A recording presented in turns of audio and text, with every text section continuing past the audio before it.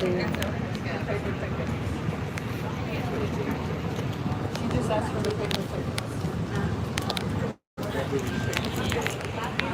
I assume so.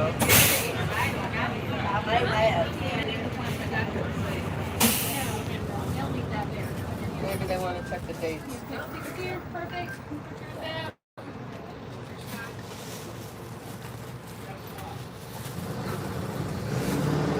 You guys are going to really enjoy it.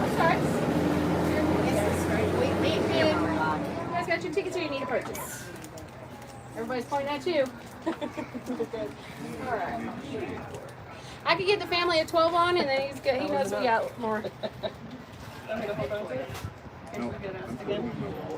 Okay. Does anybody need an ice cold bottle of water? Yes.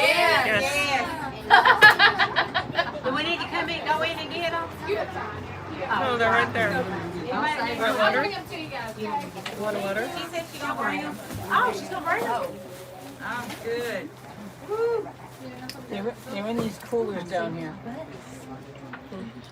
On these vinyl seats. What's this for? I'm on The little water's boys, $1. but you know, I do like mowing and stuff. Never mind. She's coming this way. You buy water, baby? Oh, thank you. You Do don't we bring need, our do water. we need Yes. anything for this? $1. All right, I'll have it all. 3. I'll bring these more back. Okay. All the way in the back. Bye. Here, Kim. Okay, she needs 2 more, honey. Here. Oh, I'm sorry. A lot of little guys. Thank you. I need $19. You were the one in the window, weren't you? 2, please. Okay, I got you. Yeah, Water is where'd it go? She got it. She got it where she said it. Oh, okay. Excuse me? Unless it fell over the side. Bye. Thank you. 2. Yeah, we got one already. No, we had one already. Thank you. It's cold. Oh, wow, it's cold. Yeah. Oh, never mind. We got water in our cooler. I can never open it. I always Oh, have they to give didn't it say to we Eric. can bring drinks. I use my shirt. Remember that for a picture. Future trip. Bring That's so cold. Go with Willie and get on. It'll be one of those party buses in Nashville. They still got them. I think they're fixing to start. I got it. People are Debbie got it for me. Thank you, honey. falling off of them. It's getting crazy. Yeah, it's getting crazy. Because it's always a party. So we're gonna wait here for a few minutes. Well. Hello there, everyone. Hello! Now, with gusto. Hello there, everyone. Hello there! Thank you. Now, my name is Charles Middleton, founder of the Old Oyster Hall and distinguished gentleman currently sweating like a hot pig in July. But right now, I want to thank you all for choosing Old Savannah Tours. We have quite the tour schedule for you all, because out there, in our beautiful historic district, we have a perfect blend of old and new. Preserved and restored houses, our wonderful set of squares, designed by our founder, General James Edward Oglethorpe, and one of the largest urban forests in the entire United States. Now, you might also run into a few of our handsome, good-looking, interesting, sweaty, historical characters like your truly hot, who have their own stories to tell, so listen closely. You might just learn a thing or two along the way. Now, I'm going to turn you over to our wonderful guy, Miss Nikki. Can you give her a couple of claps and hoops and hollers, please? Come now. Now, allow me to be the very first to introduce you to Georgia's first city, Savannah, Georgia. Now, be safe, have fun, and stay dry. It might rain. Thank you so much. Thank you! Oh, thank you. Come on.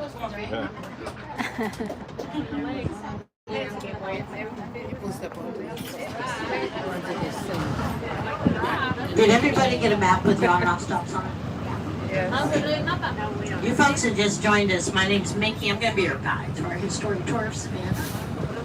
And all we need from you during the tourist day is remain seated until the trolley comes to a full stop for everybody's safety.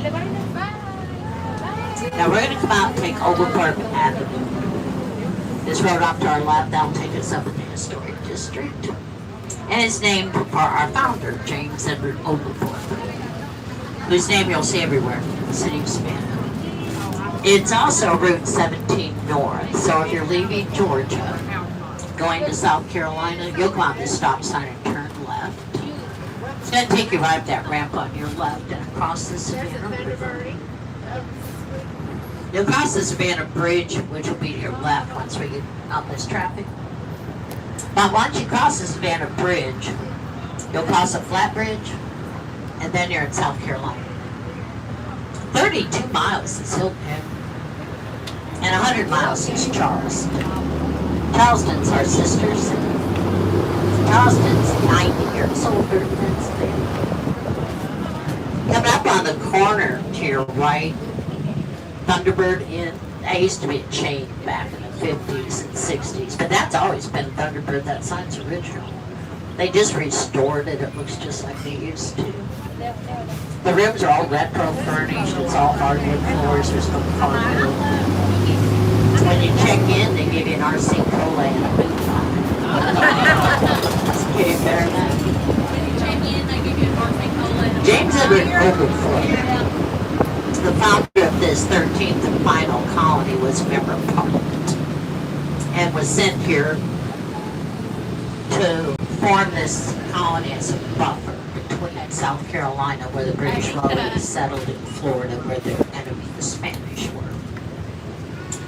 He left England in November 1732 on good ship Anne with 114 original passengers. They landed in Charleston. There was one baby born on that voyage. Then they moved down the river to what is now Savannah on February 12, 1733. Sometimes Georgia is referred to as the debtors' colony. That original 114 that came with Oglethorpe in 1733, none of those people were debtors. They went back to England in 1736 to pick up a second group of colonists.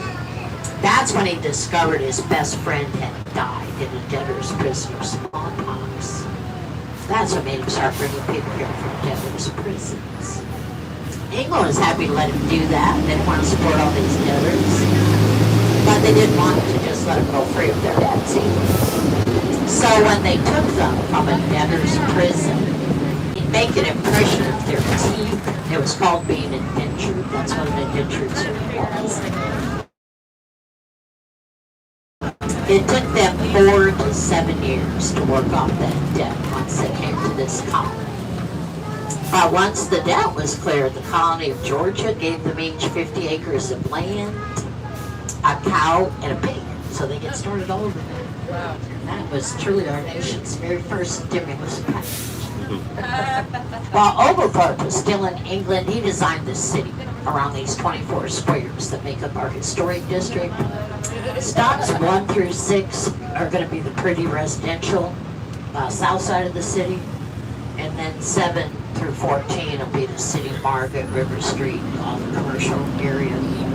But it's all very walkable. The Savannah Civic Center on your right houses the Johnny Mercer Theater. Johnny Mercer was a famous lyricist born and raised here in Savannah. The Oglethorpe House on your right, that was a hotel. They turned into dormitories for the Savannah College of Art and Design. This college opened in 1978 and had less than 100 students enrolled in it. This year's enrollment's 12,000. They've restored over 40 buildings in the city. You'll see the abbreviation SCAD, SCAD, it's on buildings and buses, t-shirts all over the city. That's the Savannah College of Art and Design, which was recently named the #1 Christian design college in the country. The squares will always be to your left. This is Orleans. That was put there in honor of the Salzburgers. They came in 1734 from Salzburg. Salzburg, Austria. They came to escape religious persecution. The group and area they formed in and around Savannah is called Ebenezer. It's the name of their founder. Coming up on your right is the Harper Booker's house. This was built in 1842. Architect Charles Kluski. This home was the opening scene to the movie The Conspirator that was filmed here by Robert Redford about the Lincoln assassination. It's a house museum. It's of the Cincinnati. That society was formed by General George Washington for his primary officers, their male descendants. So if you're a man who belonged to the Society of the Cincinnati and you had a son or a brother that wanted to join, they'd have to wait for you to pass away. They only take one family member at a time. In the society, the oldest living male. Savannah has several men's clubs like that. Now on your right, we're going to come up from the back of the Moses Eastman home, which is another Charles Kluski design. Built in 1844 for Moses Eastman. He was a famous Southern silversmith. When we come around the front of the home, look down on your right at the fence that runs along the curb here. Each little circle or plate on that fence has a face of a famous poet, painter, or president. That was made at the Hermitage Plantation, one of 4 plantations with iron foundries in this area. And these are all private homes. On your right, these are just a couple of the beautiful hidden gardens you'll see all through the historic district, especially on these side streets. And look at the downspouts on each corner of this house on your right. They're called fancy fish downspouts. When it rains, the water comes out the mouth of the fish. They're the signature work of Ivan Bailey, who is a famous iron sculptor from Spain. Ivan Bailey made the cauldron where the Olympic torch burned for the '96 Summer Olympics in Georgia. Coming up on the corner to your right is the only time it ever closed was during COVID. But they're back in these live farm musical songs. Sister Act. These are Broadway performers. But this is stop 2. There's that green awning off to your right. McDonough's Bar and Grill. That's our Cheers. There's restaurants everywhere around here. So this stop 2, if anybody wants to get off here for pictures, lunch, cocktails, this is where you come back and get picked up. Stop 2. And we go by these every 15, 20 minutes till 4:30.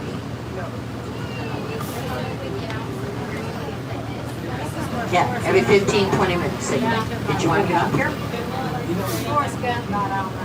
Chippewa Square, we're on right now, is also named for a battle fought during the War of 1812. In Savannah, it's known as the Forsyth Square. Coming up on your left, right in front of this wall where this guy's taking these people's picture, where the sign is, that's where Tom Hanks sat on the bench with the suitcase and the box of chocolates and narrated the movie Forrest Gump. They put the Forrest Gump bench in the History Museum at the Visitor Center on Martin Luther King. That Forrest Gump bench came from Home Depot here in Savannah.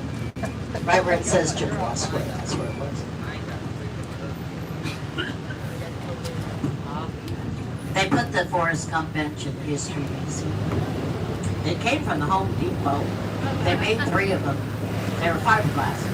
One's the History Museum, one's Tom Hanks' house.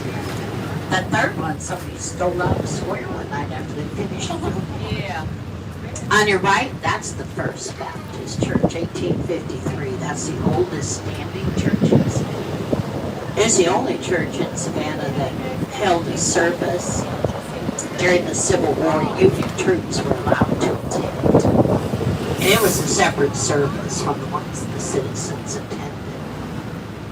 Savannah surrendered to Sherman in exchange for his promise not to destroy the city, which he kept.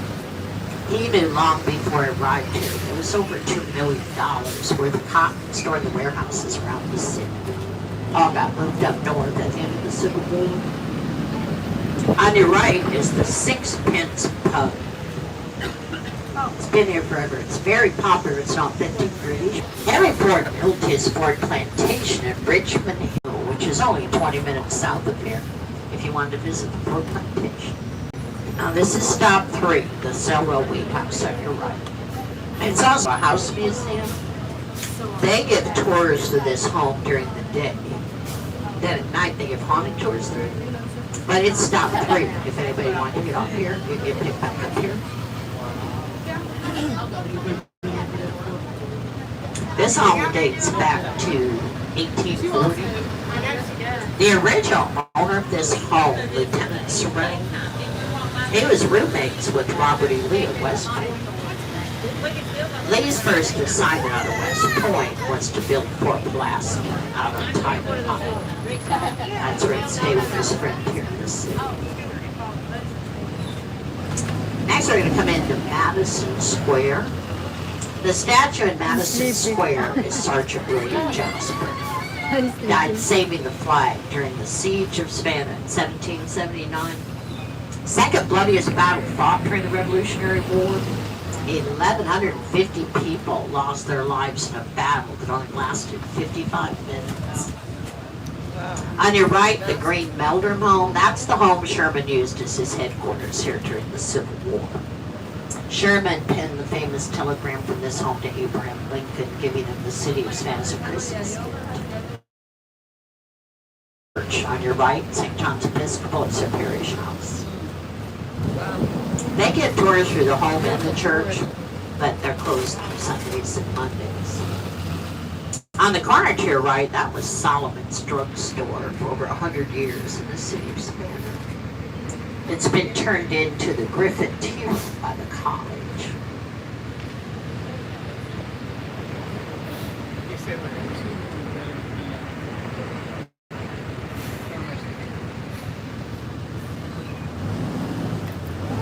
Next on your left is the old Volunteer Guard Armory building. That's the first building in the city restored by the college, by the students already. Architect Williams president. Look about Jones Street. This is one of the early restoration areas of the city with the brick streets. Jones Street's about 12 blocks long. It's almost completely restored. Beautiful historic inn on your left, the Eliza Thompson House. The majority of these are private homes. There are some vacation rentals on Jones. There's another beautiful garden on your left to the gate here. Jones is the street to walk for pictures. The whole 12 blocks is canopied with these live oaks and these beautiful homes. The original southern restaurant of Savannah is Mrs. Wilkes' boarding house, which has been family owned and operated for over 60 years. And it's down the sidewalk by that white car. She's closed because of the holiday, but it's a very popular place. People like to go. She'll be open tomorrow from 11 till 2. It's family style. It's always her famous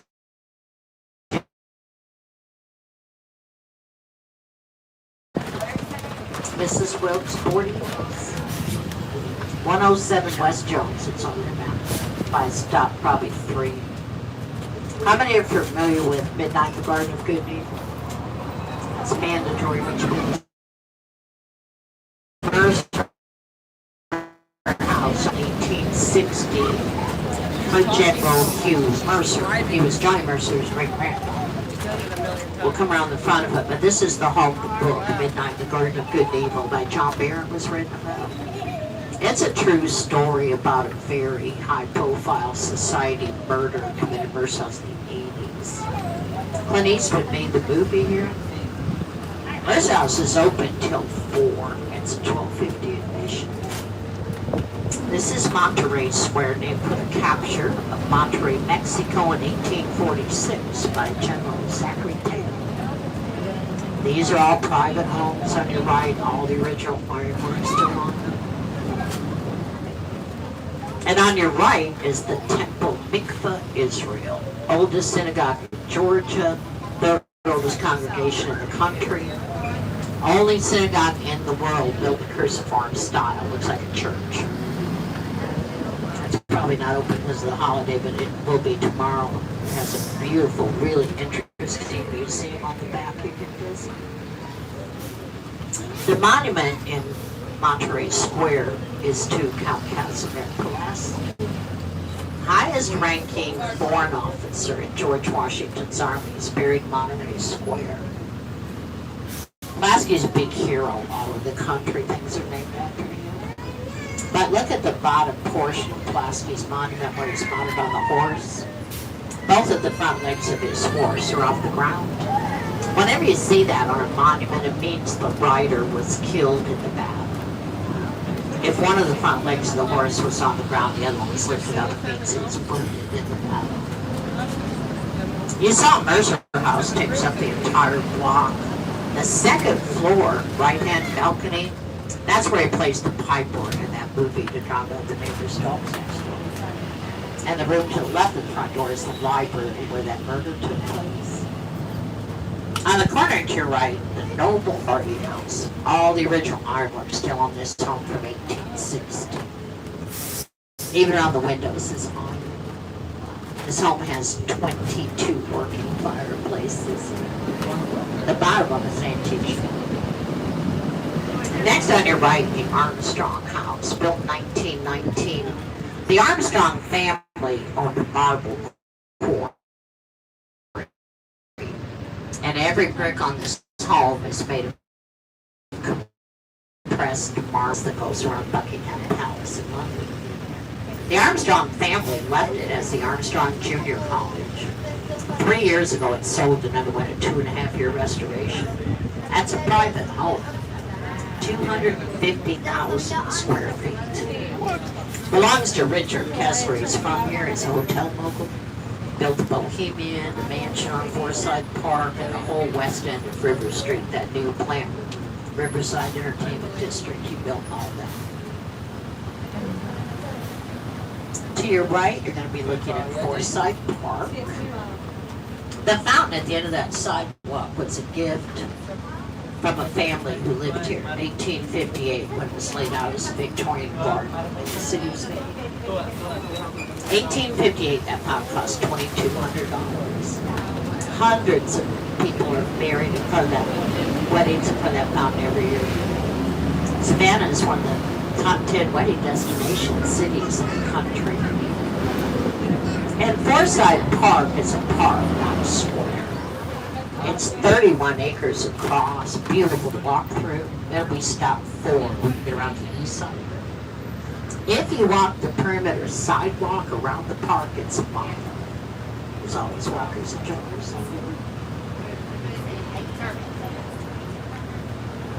Right. Yeah. This is Gaston Street that runs along the front of the park. It's the southern boundary line to the biggest historic district in the country. 2.2 square miles. River Street's the north boundary. So if you walk from the park straight down to the river, it's 2 miles. We still have a Blue Blood Society organization called NOGS. NOGS stands for North of Gaston Street. So if you live here, north of here, as far as they were, it's Madison. Look at this house on your left. Huge one. See the Lion's Head on the bottom? There used to be a bed and breakfast called the Lion's Head Inn. That's a private home now. The trees with the Spanish moss hanging from them, they're the live oak. It's the state tree of Georgia. These live oaks stay green all year. They shed their leaves constantly, as you'll see, but they're never bare. The Spanish moss is neither Spanish nor mossy.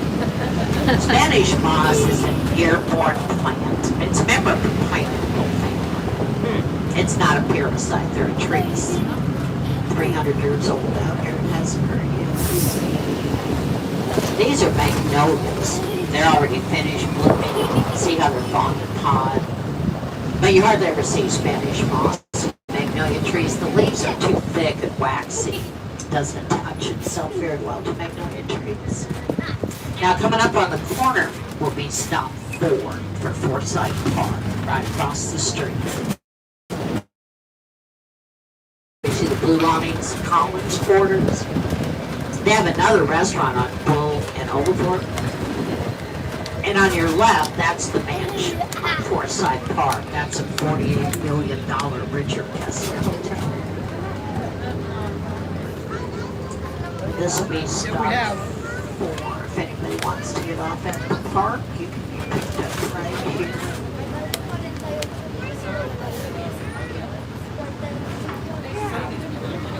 Anybody want to get off at the park? That's Forsyth Park, right across the street. I'm sorry?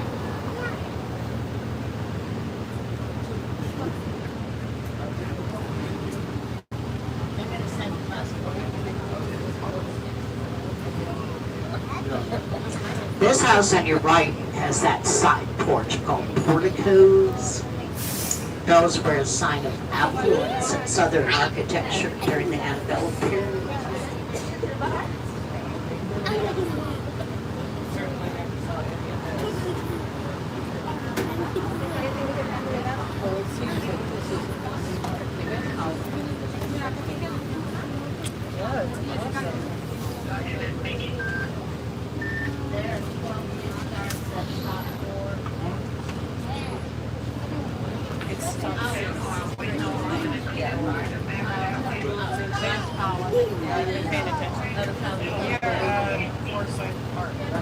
When I pull out here to your left, you'll see the south end of the park is that big green field where you have soccer, rugby, farmers market on the weekends. The next 3 homes on your right have the pottery store by the college. This college generates over $400 million worth of revenue in this city every year. They restored the old Camera Hospital on your right. That was about condemned 15 years ago. And next on your right, the Candler Oak. This one's is over 300 years old. Wow. You can see the Spanish moss hasn't hurt. If you visit Charleston, our sister city, they have the Angel Oak. You have to Google it. You won't find it if you don't. But it's 500 years old. It's twice as big as ours. The house across the street on your left, they used in filming The Legend of Bagger Vance with Matt Damon and Will Smith about a golfer several years ago. Will Smith made another movie here a couple years ago called Gemini. During the Civil War, the Spanish moss, they boiled it down and they used it to cauterize wounds when they ran on bandages. Worked like gauze after it was dried out. First boards, their seats were stuffed with Spanish moss that had chemicals added to it because Henry Ford's been so much time. On your left, that's the Wesley Monumental Methodist Church. And the stained glass over the altar at that church are typically stained glass. Our next stop, number 5, will be the Massey School, coming up on your right. This is the very first public school in Georgia. Today it's run by the Board of Education, the Massey Heritage Center. It's a history and architectural museum. It's open till 3:30 and is stop 5 if anybody wants to get off here.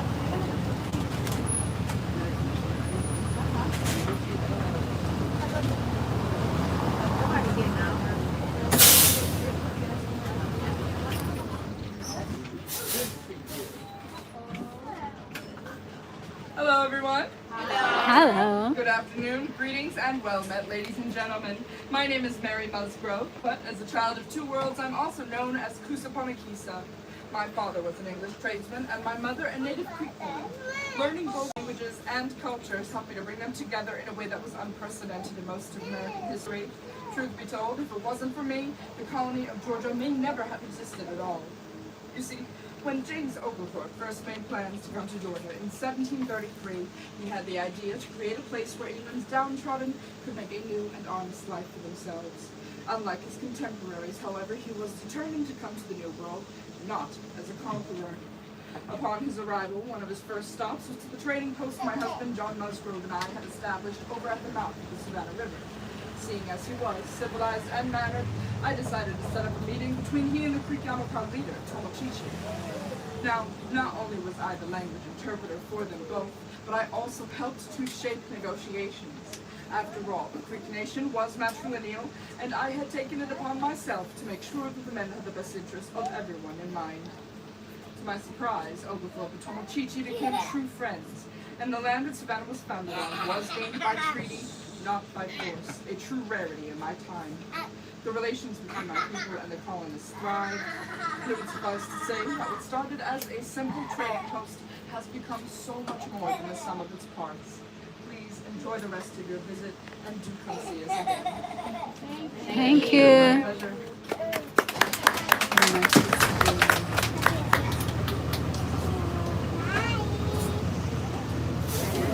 Brook, Calhoun Square, named for John C. Calhoun, South Carolina politician, one-time Secretary of War, first Vice President to ever resign. Andrew Jackson said his regret as president was that he didn't make John C. Calhoun. The street level, the bottom level of the homes used to be the kitchen. Kitchens used to be in the bottom of the home because it's where servants lived. That's where all the work was done, big ovens, cooking, laundry. See how the staircases go directly up to the parlor level of the home? Families stayed up above the dust and bugs stirred up by carriages that traveled the dirt roads. Next on your right is Clary's Cafe. That's been a part of Savannah since 1903. It's the old soda fountain diner type place. Clary's is open every day, 7 till 2. Breakfast and lunch on Clary's. Next we're going to come into Lafayette Square, named for the great French Revolutionary War hero, the Marquis de Lafayette. He came to help with the siege of Savannah. And the far left-hand corner of Lafayette Square is the Anderlo Mansion where the flags are hanging out. That's where Juliette Gordon Lowe founded the Girl Scouts. March 12, 1912. It is a house museum. If it's open, it's till 3:30 and it's a $15 admission. She was born and raised here in Savannah as Juliette Gordon. The plain old block house